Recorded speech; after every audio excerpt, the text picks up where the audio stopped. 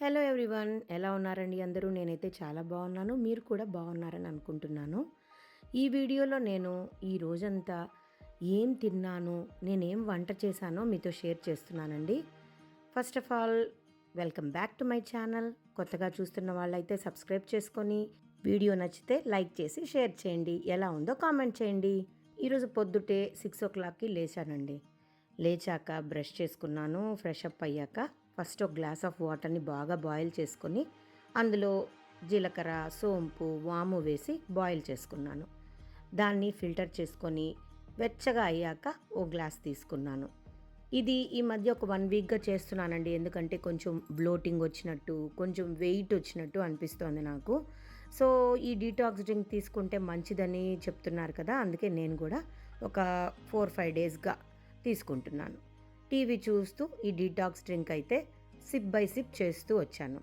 ఇక మా మెయిడ్ ముగ్గులేస్తుందండి. చక్కటి ముగ్గులేస్తుంది, పసుపు కుంకాలు పెట్టి పూలంతా వేస్తుంది. చాలా పాజిటివ్నెస్ వస్తుందన్నమాట ప్రతిరోజు కూడా. ఇక బ్రేక్ఫాస్ట్లోకి ఈరోజు కొంచెం హెల్దీగా రాగి జావ తీసుకోవాలనుకున్నాను. రాగి వచ్చి కాల్షియం రిచ్ అనమాట. సో ప్రతి ఒక్కరూ కూడా వీక్లీ ట్వైస్ ఆర్ థ్రైస్ రాగి జావ కానీ, రాగి అంబలి కానీ, రాగి సంగటి ముద్ద తీసుకుంటే చాలా మంచిది. బోన్స్కి కూడా మంచి కాల్షియం వచ్చి స్ట్రాంగ్ అవుతాయన్నమాట. 45 ఇయర్స్ అబవ్ వచ్చాక చాలామందికి, ముఖ్యంగా విమెన్లో కాల్షియం తగ్గిపోతుంది, విటమిన్ డి తగ్గిపోతుంది, B12 తగ్గిపోతుంది, ఐరన్ డెఫిషియన్సీ వస్తుంది. దానివల్ల చాలా ప్రాబ్లమ్స్ వస్తాయండి. కాబట్టి చక్కగా మనము ఫుడ్స్తో రీప్లేస్ చేసుకోవాలి ఆ డెఫిషియన్సీని.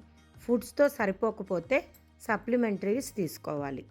మీ దగ్గరి ఫిజిషియన్ని కన్సల్ట్ అయ్యి వాళ్ళ అడ్వైస్ తీసుకోండి. నేనైతే ఇక్కడ బ్రేక్ఫాస్ట్ చేశాక కొంచెం ఆకలి అయితే 11 o'clockకి బ్రాంచ్ చేశానమాట.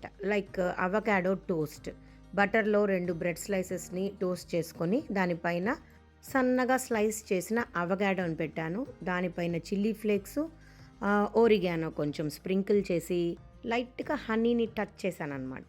అది కొంచెం సోర్గా, స్వీట్గా చాలా బాగుంటుంది టోస్టు. ప్రోటీన్ రిచ్, హెల్దీ అనమాట. సో అదైతే తీసుకున్నానండి. తర్వాత లంచ్లోకి మా చిన్నమ్మాయి కోసం దొండకాయ తాళింపు చేస్తున్నాను. మాకు మా పెద్దమ్మాయికి మునక్కాయ తాళింపు ఇష్టం. సో ఆ 2 తాళింపులు చేస్తున్నాను. దాంతోపాటు ఆల్ మిక్స్ వెజిటబుల్స్ సాంబార్ చేస్తున్నాను. వంకాయలు, మునక్కాయలు, ముల్లంగి ఇవన్నీ వేసి మిక్స్డ్ సాంబార్ చేస్తున్నాను. ముందుగా నేను కందిపప్పుని ఉడికించుకుంటానండి. ఉడికించేటప్పుడు టమాటో, ఆనియన్, చిల్లీసు, కొంచెం టామరిన్ కూడా వేసేసి పప్పులో పసుపు, కొంచెం నెయ్యి కానీ నూనె కానీ వేస్తాను. వాటర్ వేసి బాయిల్ చేసుకుంటాను. పప్పు ఎనుపుకున్నాక మళ్ళీ అదే కుక్కర్లో వెజిటబుల్స్ అన్నీ కూడా వేసి తగినంత సాల్టు, చిల్లీ పౌడర్, ధనియా పౌడర్, మీ దగ్గర ఉంటే సాంబార్ పౌడర్ కూడా వేసుకొని ఇంకొక విజిల్ పెట్టుకోవచ్చు, లేదా లైట్గా మూత పెట్టి అలానే స్టవ్ పైన ఉడికించుకోవచ్చు. అంతే అండి, సాంబార్ రెడీ అయిపోతుంది. అన్నట్టు తప్పకుండా తాళింపులో ఇంగువ వేసుకోండి. బ్లోటింగ్ రాకుండా ఉంటుంది, గ్యాస్ ఇష్యూస్ ఇలాంటివి రాకుండా ఉంటుంది. ఇక మునక్కాయ తాళింపు కూడా అయిపోయింది. ఇప్పుడు నేను పప్పుకు తాళింపు వేస్తున్నాను. ఇంతకుముందు పప్పు ఉడికించుకున్నాను, వెజిటబుల్స్ కూడా ఒక విజిల్ పెట్టి ఉడికించుకున్నాను. ఇప్పుడు పప్పు పోపు వేసుకుంటున్నాను అన్నమాట. పిల్లలకి పప్పు అంటే చాలా ఇష్టం. ప్లెయిన్ పప్పు అయినా తింటారు. టమోటా పప్పు, ఆకుకూర పప్పు, లేదా ఇట్లా మిక్స్డ్ వెజిటబుల్ సాంబార్ ఇలాంటివి చేస్తే చాలా ఇష్టంగా తింటారండి. ప్రోటీన్స్ అన్నమాట పప్పు. ఏ పప్పు అయినా కూడా ప్రోటీన్ రిచ్గా ఉంటుంది. కాబట్టి ఖచ్చితంగా ఎవ్రీడే మీరు పప్పుని యాడ్ చేసుకోండి.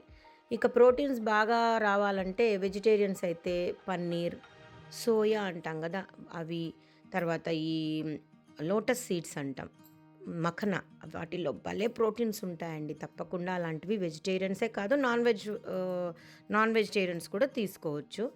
దెన్ వెజిటేరియన్స్కి మరి ప్రోటీన్స్ ఎక్కువ వచ్చేది పన్నీర్లో ఎక్కువ ఉంటుంది, దెన్ టోఫూలో ఎక్కువ ఉంటుంది, దెన్ సోయా చంక్స్ అంటాం కదా వాటిల్లో ఎక్కువ ఉంటుంది, లోటస్ సీడ్స్లో ఉంటుంది, ఉడికించిన శనగలు అంటాం కదండి, బుడ్డ శనగలు, తర్వాత రాజ్మా, ఇలాంటి వాటిల్లో ఎక్కువ ప్రోటీన్స్ ఉంటుందండి. తప్పకుండా ఇలాంటివి అందరూ కూడా not only vegetarians, non vegetarians కూడా మన ఫుడ్లో ఇంక్లూడ్ చేసుకోవాలి. తర్వాత పీనట్స్ నేను తింటున్నాను కదండి, పల్లి ఉండలు. వేరుశెనగ గింజలు, బెల్లం వేసిన ఈ మేమైతే మా భాషలో చెనిగుంటలు అంటామన్నమాట చిత్తూరు సైడు. ఇలాంటివి చాలా మంచిది. అప్పుడప్పుడు మీరు స్నాక్స్‌గా ఇవి తీసుకోవచ్చు. సో, నేను బ్రౌన్ రైస్ పెట్టాను. సాంబార్‌తో లంచ్ చేశాక ఒక ఫంక్షన్‌కెళ్ళొచ్చానండి. వెళ్ళొచ్చాక ఇంకా ఈవినింగ్ డిన్నర్ కోసం ప్రిపేర్ చేసుకుంటున్నాను. వంకాయ, బెండకాయ బజ్జీ చేస్తున్నాను ఈరోజు. ఇది సంగటిలోకి, వేడి అన్నంలోకి చాలా బావుంటుంది. ఈ చపాతీ, రోటీస్‌లోకి నేనైతే తినననమాట. మా ఇంట్లో ఎవ్వరు తినరు. సంగటి లేదంటే అన్నంలోకి ఇష్టపడి తింటారు. వీటిల్లో ఎనీ వెజిటబుల్స్ కూడా వేసుకోవచ్చు మీరు. Any kind of vegetables we can add. But ఎక్కువగా వంకాయ, బెండకాయనే మనం జత చేస్తాం. టమోటా, ఎర్రగడ్డ, తెల్లగడ్డ ఇలాంటివి వేసుకొని అలా ఎనుపుకున్నాక బజ్జీ అవుతుందనమాట అది. పోపు వేసుకున్నాం అనుకోండి ఎక్సలెంట్గా ఉంటుంది. కొంచెం చింతపండు టచ్ ఇచ్చామనుకోండి పుల్ల పుల్లగా చాలా బాగుంటుంది. సో, ఇలా చేసుకొని అన్నంలో తిన్నామండి. జనరల్గా మేము డిన్నర్లోకి రైస్ తినము. బట్ ఆ రోజు ఎందుకో ఎక్కువగా ఇడ్లీలు, దోశలు ఇలాంటివన్నీ తిని బోర్ కొట్టేసింది, చపాతీ ఇలాంటివి. సో, ఆ రోజు మేము అవాయిడ్ చేసేసామన్నమాట టిఫిన్. అన్నంలోకే ఈ బజ్జీ చేసుకొని తిన్నాము. చాలా బాగుండింది. ఫైనల్గా మేమేమిటంటే మంచి మజ్జిగ తీసుకుంటాం.